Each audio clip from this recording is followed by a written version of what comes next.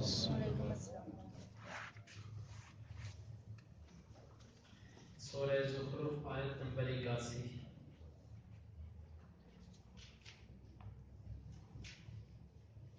اعوذ باللہ السمیع العلیم من الشیطان الرجیم من همزه ونفخه ونفثه قل إن كان للرحمن ولد فأنا أول العابدين سبحان رب السماوات والأرض رب العرش عما يصفون فذرهم يخوضوا ويلعبوا حتى يلاقوا يومهم الذي يوعدون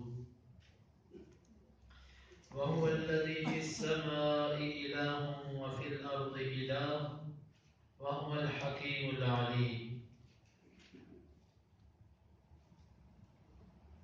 قل آپ کہہ دیجئے ان اگر کانا ہوتا، لام کا مطلب کے لیے الرحمن رحمان، ولد اولاد، قل ان کان للرحمن ولد آپ کہہ دیجئے اگر ہوتی رحمان کے لیے اولاد، فانا فا کا مطلب بس انا میں، اول پہلا العابدین عبادت کرنے والوں میں سے، فانا اول العابدین تو میں پہلا ہوتا عبادت کرنے والوں میں سے۔ سبحان پاک ہے، ربی پالنے والا ہے، السماوات آسمانوں کو، والارض اور زمین کو، ربی پالنے والا ہے یا رب ہے، العرشی عرش کا، عما اس چیز سے پاک ہے، یصفون جو بیان کرتے ہیں، فذرہم فا کا مطلب بس ذر آپ چھوڑ دیجئے ہم ان کو، فذرہم پس آپ ان کو چھوڑ دیجئے، یخوضوا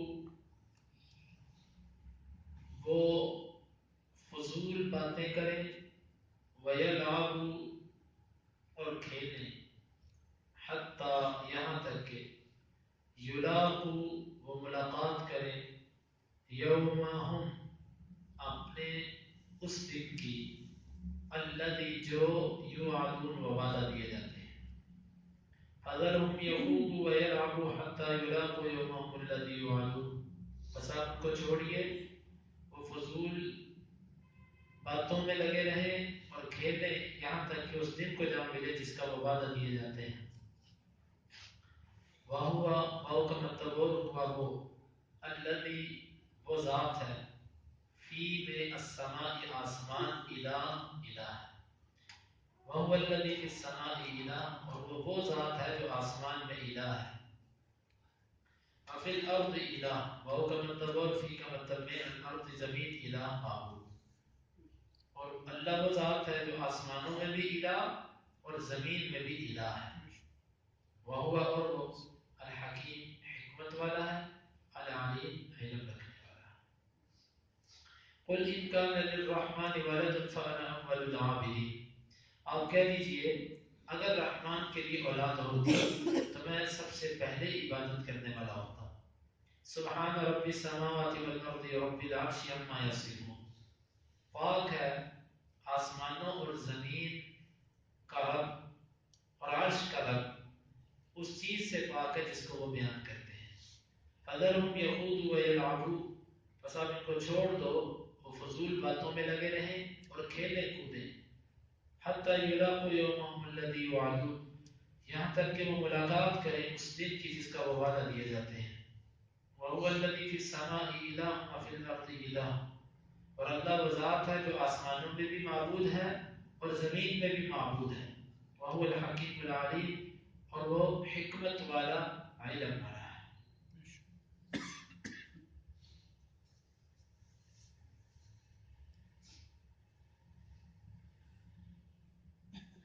ان آیات میں اللہ رب العزت نے نبی صلی اللہ علیہ وسلم کو فرمایا کہ آپ ان مشرکین سے کہہ دو کہ تم سمجھتے ہو کہ اللہ رب العزت کی اولاد موجود ہے، میں یہ بات کہتا ہوں کہ اگر اللہ کی اولاد ہوتی تو ظاہر ہے وہ بھی تو شیروں کے بچے شیر، تو اللہ کی جو اولاد ہوتی وہ بھی معبود ہوتی، وہ بھی الہ ہوتی اللہ کی طرح۔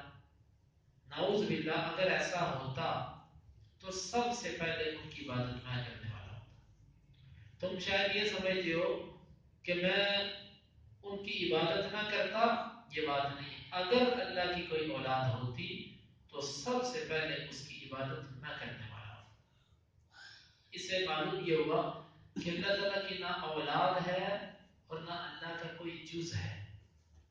اس سے گمراہ قسم کے ان صوفیوں کے عقیدے کا رد ہوتا ہے کہ جو کہتے ہیں کہ سب کی سب انسانیت ایک وجود ہے۔ وحدت الوجود کا عقیدہ کفریہ اور دنیا کا بدترین اور گندہ ترین عقیدہ ہے وحدت الوجود، یعنی کہ سب کے سب جتنے وجود ہیں نعوذ باللہ من ذالک یہ سب کے سب اللہ ہے، یہ سب کے سب اللہ ہے، یہ ہے وہ کفریہ عقیدہ۔ تو اس کا بھی رد ہوا کہ اگر یہ چیزیں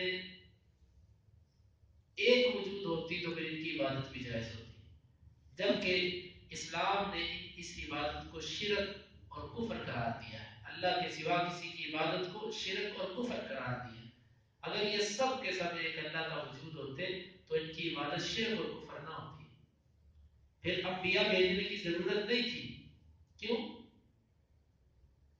مشرکین بھی تو اللہ کی مخلوق کی عبادت کرتے تھے اور اللہ کی مخلوق کو یہ صوفیہ اللہ کا جز قرار دیتے، یہ ہے ان کا کفر۔ اور یہاں پر اس نظریے کے بھی رد ہوا کہ جو لوگ کہتے ہیں نور من نور اللہ، اللہ کے نور سے نور بنا۔ اگر اللہ کے نور سے نور بنا ہوتا تو اللہ کے رسول کی عبادت بھی جائز ہوتی، کیونکہ جب اولاد ہوتی ہے یہ بھی انسان کے جسم کا حصہ ہوتی ہے، اور آپ کہتے ہیں نور من نور اللہ، اللہ کے نور سے نور، تو پھر اللہ کے نبی سے سب نعوذ باللہ اللہ کے جسم کا اللہ تعالیٰ کا حصہ ہوتے۔ اگر اللہ تعالیٰ کا حصہ ہیں تو پھر ان کی بھی عبادت جائز ہوتی۔ حالانکہ یہ کفری عقیدہ گمراہی والا عقیدہ ہمیں سننا کا نہیں ہے۔ تو اس آیت میں ہر اللہ تعالیٰ کی شریک اور اس کی نفی ہوئی جو مشرکین لوگ کرتے ہیں۔ فَأَنَا أَوَّلُ الْعَابِدِينَ، بس میں ان کی سب سے پہلے عبادت کرنے والا ہوتا۔ میں تو آیا ہی تمہیں اللہ کی دعوت دینے والا ہوں، دینے کے لیے ہوں، میں پھر کیسے تمہیں اللہ سے روک سکتا ہوں؟ سبحان رب السماوات والارض، پاک ہے آسمانوں کو پالنے والا اور زمین کو، اور عرش کا رب ہے۔ کس چیز سے پاک ہے؟ عما یصفون، اس چیز سے جو وہ بیان کرتے ہیں۔ وہ کہتے ہیں کہ رب کی اولاد ہے، اللہ اس سے پاک ہے۔ وہ جو مشرکین اللہ پر ایسی باتیں کرتے ہیں اللہ تعالیٰ ان سے پاک۔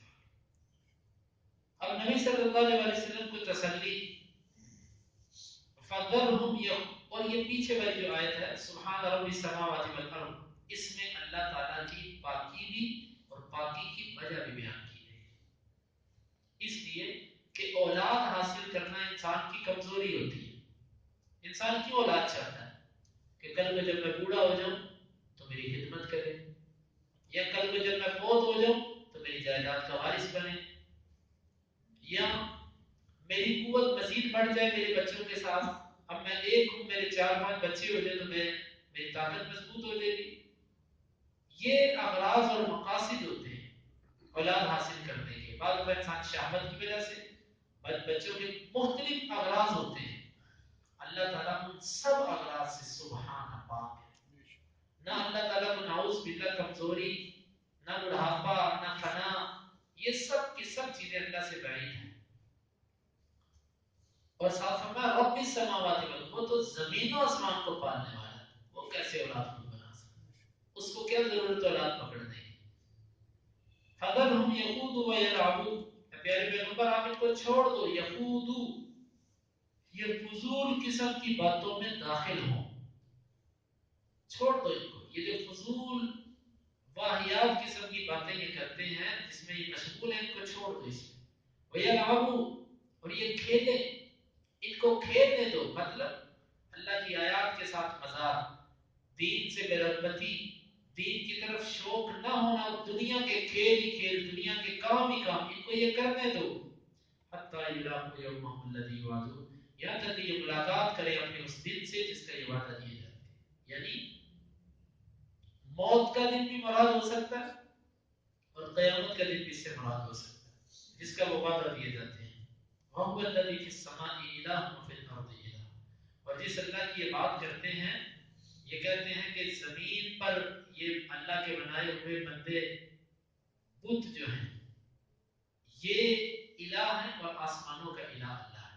اللہ نے فرمایا نہیں، وَهُوَ الَّذِي فِي السَّمَاءِ إِلَٰهٌ وَفِي الْأَرْضِ إِلَٰهٌ، اللہ وہی اللہ ہے جو آسمانوں میں بھی معبود ہے اور زمین پر بھی معبود ہے.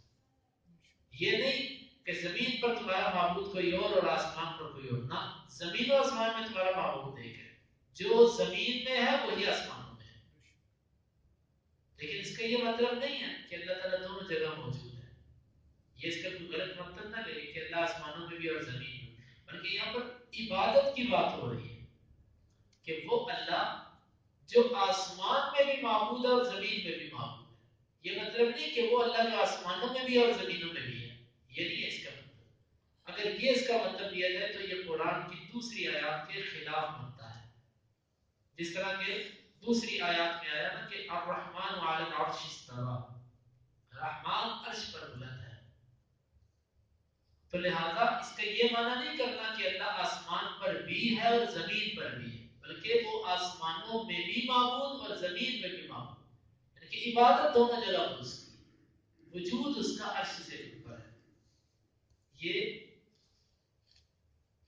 وهو الذي في السماء إله وفي الأرض إله وهو الحكيم الخبير عليم، اور وہ بہت حکمت والا اور علم رکھنے والا ہے. تو ان آیات میں اللہ رب العزت سے ہر قسم کے شرک اور ہر قسم کی شراکت کی نفی کی گئی ہے.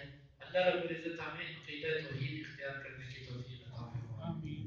قل آپ کہہ دیجئے ان کان اگر ہوتی للرحمن رحمان کے لیے ولد اولاد فانا بس میں اول العابدین پہلا عبادت کرنے والا ہوتا. سبحان پاک ہے رب السماوات والارض آسمانوں اور زمین کا پالنے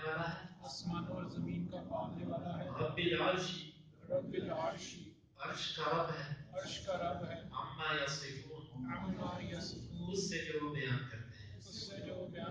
فذرہم پس آپ ان کو چھوڑ دیجئے. یخوضوا وہ فضول باتوں میں داخل ہوں. ویلعبوا اور وہ کھیلیں.